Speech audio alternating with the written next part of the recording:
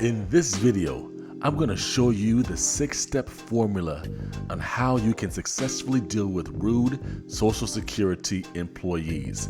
If you follow this proven formula, it will work for you more than any other approach. I've been on both sides as an ssdi employee and someone needing services, and I know from firsthand experience that this works. If you're ready for this, let's get it started. If you've ever had to deal with government workers, I'm sure you've dealt with more than your fair share of rude ones.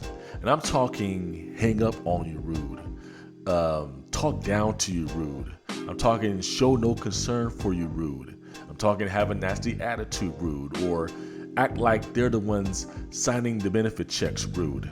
And Social Security is no different. I should know because I worked for Social Security for decades. I've worked with them, I've trained them, I've mentored them, and I led numbers of them. I even wrote a book about it. It's called Uncivilized: How Government Workers Behave and What to Do to Help Them. If you're curious about the book, I put a link in the description. So if you're applying for disability, I bet you're wondering, well, how do I deal with a person on the other side of the desk or on the other side of the phone who's rude to me? I got your answer, and it is in the 6-step formula that I have for you that will help you in any situation that you find yourself in, even with the rudest of workers. I'm telling you, it works. Now, if you stick with me until the end of the video, I'm gonna give you 3 tips on what to do if you lose your cool with an SSA employee. And I'm trying to tell you, you want to hear this, so stick around until the end and I'll share those tips with you. Here is my 6-step formula on how to deal successfully with rude Social Security workers. Step 1, get the name of the person you're speaking to. Whoever you talk to at Social Security, get their name. This is about getting a contact. Now, getting a name is really about praise and correction. Let me explain what I mean by that. When you praise a worker using their name, it has a personal touch. If they say that they're going to help you with something, say, I appreciate that, Bill. I appreciate that. Thanks a lot. Using a person's name is a successful way of connecting with them. But it's about how you use that. You don't want to keep using their name every single sentence, but every now and then use their name. There's also a correction side, and the correction side is about just keeping things moving in the right direction if you feel like they're getting out of hand, or if you feel like you're not getting what you need. You're trying to bring things back to center. So you may need to say something like, hey, I'm not sure that I'm getting what I need, Bill. Can we try this again? So there's a way to correct without being mean. This is not a time to use their name in a snarky way, like, well, Bill, if you were able to help me, that's not going to help anything. Use their name in a positive way or in a corrective way. So that way you're able to get a little further along in what you need to get. Step 2, be kind, polite, and pleasant. This is about your tone of voice. And keep in mind this, that your tone of voice communicates more than words will ever communicate. People hear tone and they know if someone's coming at them the wrong way. I just want to make sure that I say this again. I've said it before and I'll continue to say it. You attract more flies with honey than with vinegar. I'm not calling Social Security employees flies. I'm just saying that when you have a gentle, polite, and pleasant tone of voice when you're talking to them, you're bound to get what you need more than when you're actually being rude and nasty yourself. Step 3, be direct with respect. This is about content, is what you're saying to that Social Security employee. Now, when you deal with an employee, lead first with your issue. Whatever it is that you need, whatever specific request that you have, lead with that first. Don't get into a long, drawn-out story about how you've been mistreated and how bad you've got it. They're not trying to hear that. Ask for what you need first. Lead first with your issue. If you need a status on your application, say, I'd like to get a status on my application. If you need to find out, if you need to get your forms in, let them know. I'd like to know where I can send in my forms. If you need to file an appeal, tell them, I need to file an appeal. Can you help me with this? Long stories are just a waste of the employee's time as well as yours. While you're going on and on about your story, you're actually tuning out the employee, and they're stressed out because they have other things to do. Cut to the chase, get to the point, be direct with respect. Step 4, take notes.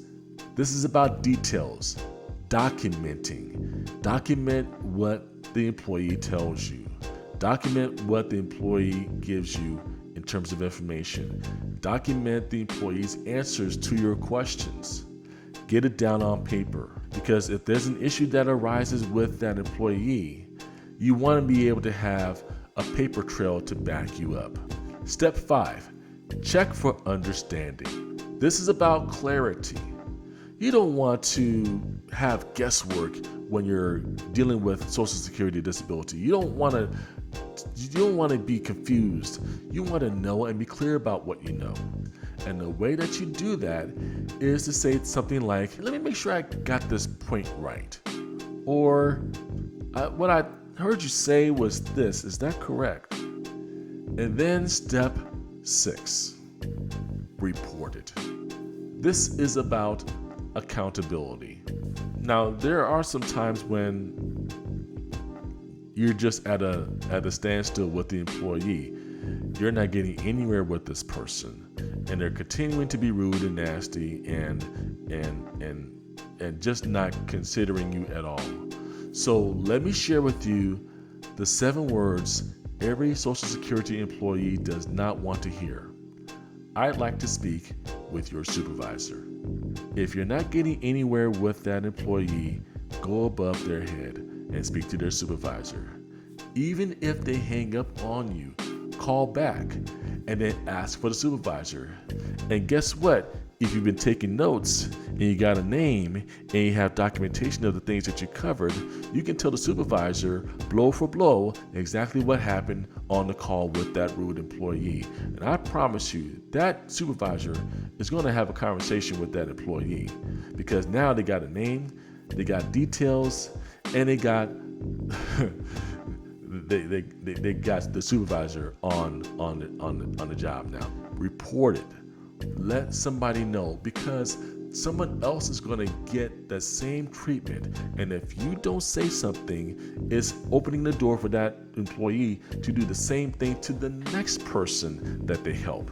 So say something. Don't let it slide, and don't blow it off like it was nothing. Social Security also has a feedback line that you can actually make a report on.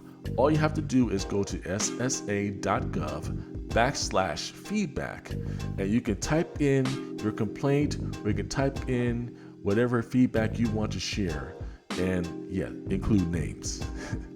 There's a lot at stake. I understand that, and you don't want to make things difficult for yourself, but sometimes your emotions will get the best of you. It happens to all of us.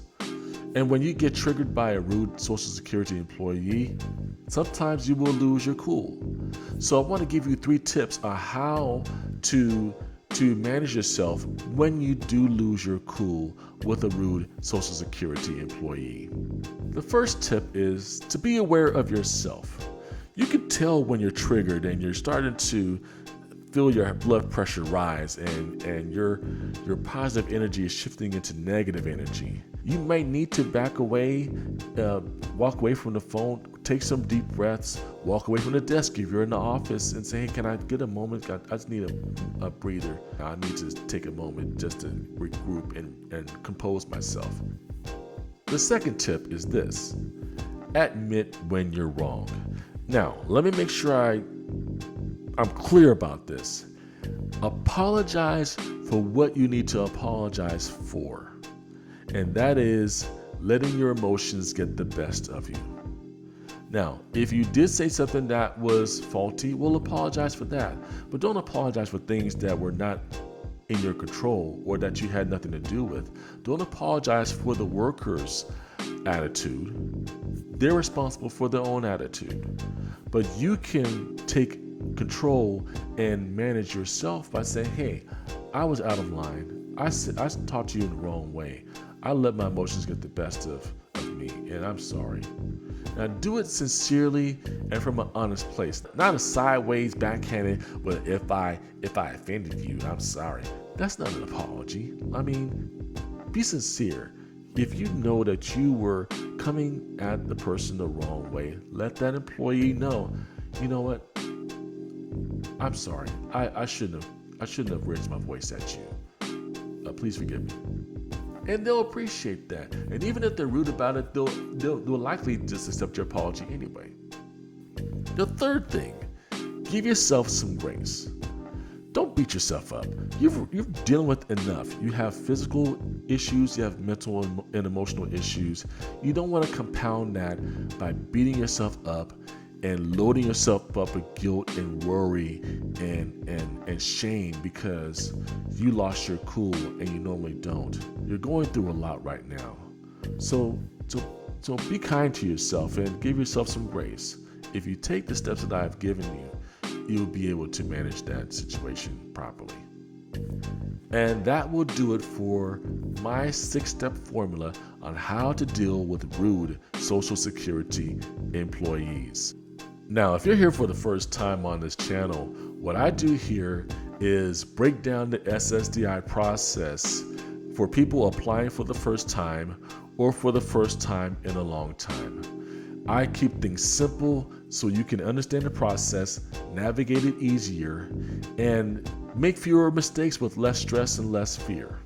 Make sure you hit the subscribe button and the notification bell so you can catch all my latest videos when they launch. Also, check out the other resources I have in the description so you can find out how you can have me work with you in your ssdi claim. My name is Greg Brinkley, the Disability Yoda. Stay blessed.